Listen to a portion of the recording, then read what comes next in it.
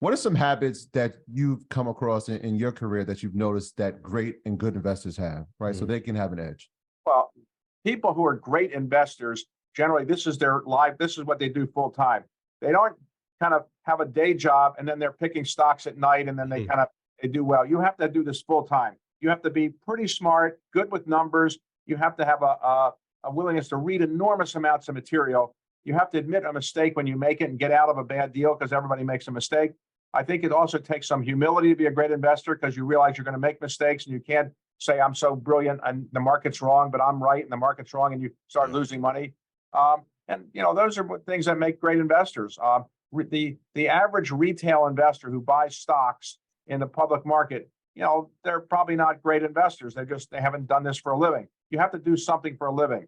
And if you were going to a dentist, you wouldn't want a dentist who is spending full time picking stocks.